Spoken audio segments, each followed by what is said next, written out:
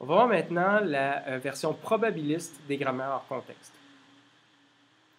On a déjà vu c'était quoi une grammaire hors contexte, qu'on peut définir à partir des symboles non terminaux, de symboles terminaux, puis de production, de règles de dérivation, qui à partir d'un non terminal va générer une séquence de symboles soit non terminaux ou terminaux, puis un symbole de départ à partir desquels tous les éléments du langage sont dérivés. Et on a vu des algorithmes qui permettent, à partir d'une grammaire en contexte, de trouver le ou les arbres qui auraient pu générer une séquence, donc une phrase, par exemple, donnée. Et on a vu qu'on n'avait pas vraiment de façon de régler les ambiguïtés sur quel était le meilleur arbre syntaxique pour une phrase donnée. On va voir qu'avec la version probabiliste des grammaires en contexte maintenant, ça va être possible d'exprimer une certaine préférence sur certains arbres, c'est-à-dire de distinguer à quel point il est vraisemblable qu'un certain arbre ait pu produire une phrase.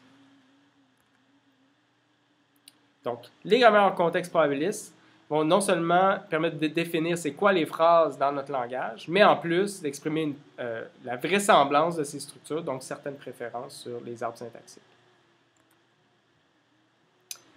Alors, comment on passe d'une grammaire en contexte à une version probabiliste? Tout ce qu'on a à faire, c'est à ajouter pour chacune des productions, chacune des règles de dérivation, une probabilité P, qui doit être entre 0 et 1, puis qui exprime finalement c'est quoi la probabilité, étant donné un non terminal donné, de le remplacer par une série de non terminaux et de terminaux dans la règle, donc le bêta dans ma règle de production. Et ces probabilités-là, elles doivent donc sommer à 1 pour tous les bêtas possibles qui peuvent remplacer un non terminal A dans une grammaire en contexte. On va voir un exemple ici. Donc, on a une grammaire, en anglais, on va dire Probabilistic Context Free Grammar, donc PCFG. Je vais souvent utiliser l'acronyme. Donc, on voit ici que dans ma PCFG, j'ai associé une probabilité à chacune des règles qu'on voit juste ici. Et on remarque que les probabilités somment à 1 pour chacun des choix du symbole à gauche dans la règle. Le symbole non terminal qui peut être remplacé par une série de non-terminaux et ou de terminaux. Donc, par exemple, ici, le symbole de départ S peut être remplacé par NP-VP, auxiliaire NP-VP ou VP. Puis si je fais la somme des probabilités associées à chacun, j'obtiens une somme de 1. J'ai la même chose pour les NP ici, toutes les probabilités de générer quelque chose à partir d'un NP, soit un pronom, un nom propre, déterminant suivi d'un nominal ou d'un nominal. Si je fais la somme de tout ça, ça me donne 1.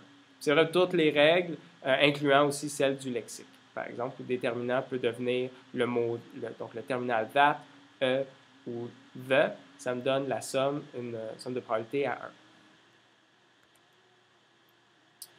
Puis la probabilité d'un arbre syntaxique dans une PCFG, ça va être tout simplement le produit des probabilités associées aux règles dans l'arbre syntaxique.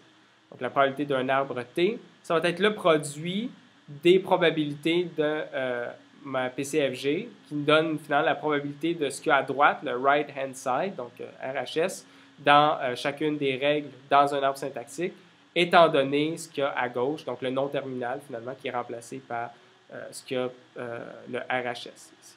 Donc je fais juste le produit des probabilités impliquées dans un arbre syntaxique, puis ça va être, selon une PCFG, la probabilité d'avoir finalement associé à un arbre donné, donc selon ce modèle-là, la probabilité d'observer finalement un arbre syntaxique donné.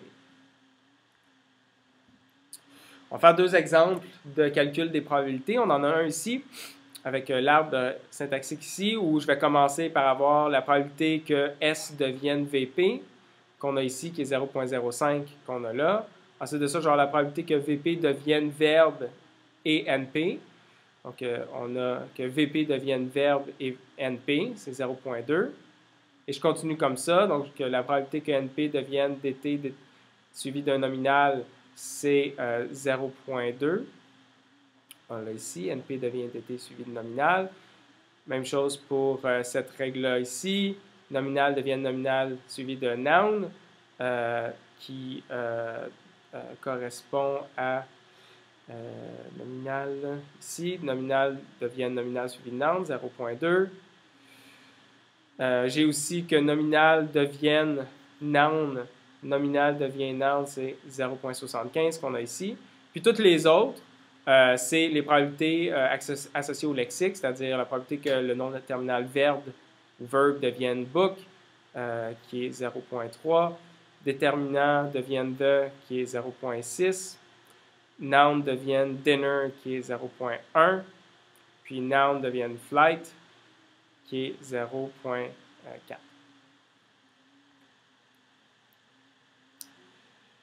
Donc, on a un autre exemple ici, où on fait le produit des probabilités pour un autre arbre syntaxique, mais on remarque que c'est en fait exactement la même phrase. Donc, on a deux arbres, une phrase, book the dinner flight, qui peut être dérivée par par deux arbres syntaxiques différents. Puis dans ce cas-ci, on va avoir une probabilité qui est différente, parce qu'on va utiliser des règles à l'interne qui ne seront pas les mêmes.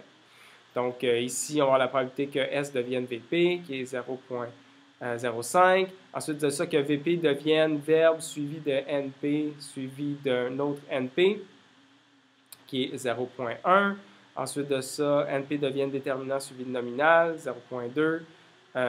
On a la probabilité que nominal devienne noun.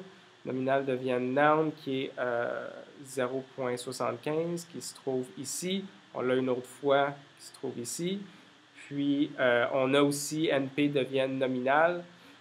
NP qui devient nominal, qui est 0,15, qu'on a juste ici. Puis, finalement, toutes les probabilités du lexique qui sont les mêmes qu'avant, parce qu'on génère les mêmes mots, puis il se trouve qu'on les génère à partir des mêmes noms terminaux ici dans cet arbre syntaxique-là. Donc, on voit qu'avec ma PCFG, j'ai pu distinguer la probabilité de deux arbres qui donnaient exactement la même phrase. Donc, ça me permet de cette façon-là, finalement, d'exprimer certaines préférences par rapport à différents arbres syntaxiques pour une même phrase.